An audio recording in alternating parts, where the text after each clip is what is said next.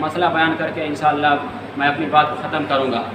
آج کے دور میں ایک فیشن چل پڑا ہے ہمارے نوجوان طبقے کے اندر کہ ہاتھوں میں کڑے پہن لیے، گلے میں چاندی کی زنجیر پہن لی اور انگلیوں میں انگوٹھی پہن لیے۔ کوئی پیتل کی پہن رہا ہے تو کوئی جرمن کی پہن رہا ہے تو کوئی سونے کی پہن رہا ہے تو کوئی چاندی کی پہن رہا ہے۔ طرح طرح کے فیشن شروع ہو گئے ہیں۔ غیروں کے طریقوں کو دیکھ کر کے ہم اور آپ اس میں ملوث ہو گئے۔ اسی کے بارے میں ہمارے نبی صلی اللہ علیہ وسلم کی حدیث مبارکہ ہے۔ ایک صحابی ہیں عدی بن حاتم، ہمارے نبی صلی اللہ علیہ وسلم کی مجلس لگی تھی۔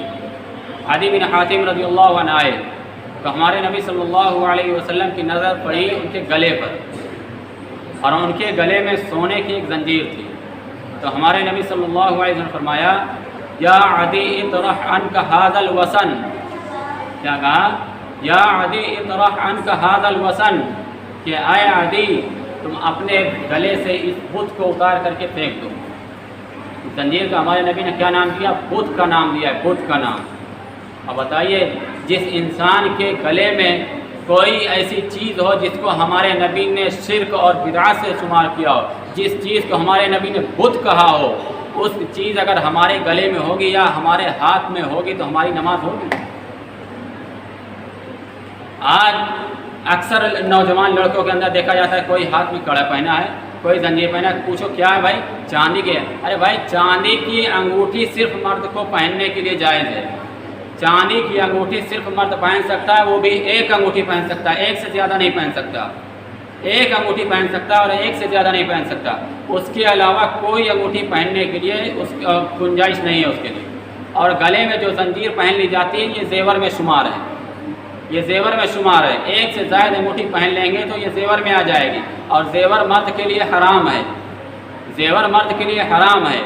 اور ایک انگوٹھی جو جائز ہے پہننے کے لیے، جو گنجائش ہے، اس کو بھی پہننے کے لیے ہمارے نبی صلی اللہ علیہ وسلم نے جو طریقہ بتایا ہے، اگر اس طریقے پر ہم پہن رہے ہیں تب تو وہ پہننا جائز ہے، ورنہ وہ بھی حرام ہے، ورنہ وہ بھی حرام ہے۔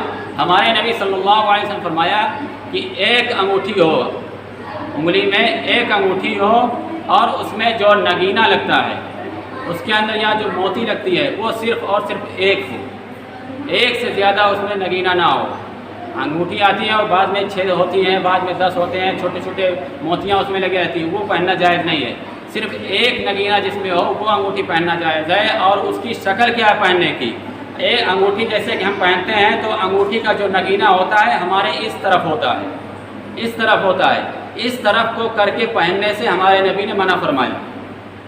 اگر وہ نگینہ اوپر کے حصے میں ہے تو اس کو ہمارے نبی نے منع فرمایا۔ اس نگینے کا حصہ اس سائڈ ہونا چاہیے، اس طرف ہونا چاہیے، وہ نگینہ اوپر دکھائی نہ دے۔ اگر ہم ایسے مٹھی باندھیں تو نگینہ اس میں چھپ جائے، اور اس کا جو چھلا ہے وہ چھلا اوپر کو ہونا چاہیے۔ اگر یہ نگینہ اوپر کو ہے تو یہ بھی پہننا درست نہیں ہے۔ یہ ہمارے نبی صلی اللہ علیہ وسلم نے امت کو تعلیم دی ہے۔ اگر اس طریقے سے ہم پہن رہے ہیں تو ایک انگوٹھی پہننے کی گنجائش ہے، اس طریقے سے نہیں پہن رہے ہیں تو وہ بھی پہننے کی گنجائش نہیں ہے۔ اور اگر کوئی پہن رہا ہے، چاہے وہ چھلا پہن رہا ہو، چاہے کڑا پہن رہا ہو، چاہے زنجیر پہن رہا ہو، تو سمجھیے کہ رسول اللہ صلی اللہ علیہ وسلم کے حکموں کو نہیں مان رہا ہے، وہ اپنی منچاہی زندگی گزار رہا ہے، اور رسول اللہ صلی اللہ علیہ وسلم کی سنتوں کو اپنے خواہش کے مطابق قربان کر رہا ہے، اور رسول اللہ صلی اللہ علیہ وسلم کی سنتوں پر عمل نہیں کر رہا ہے۔ اللہ تعالی ہمیں اور آپ کو کہنے سننے سے زیادہ عمل کی توفیق عطا فرمائے۔ وآخر دعوانا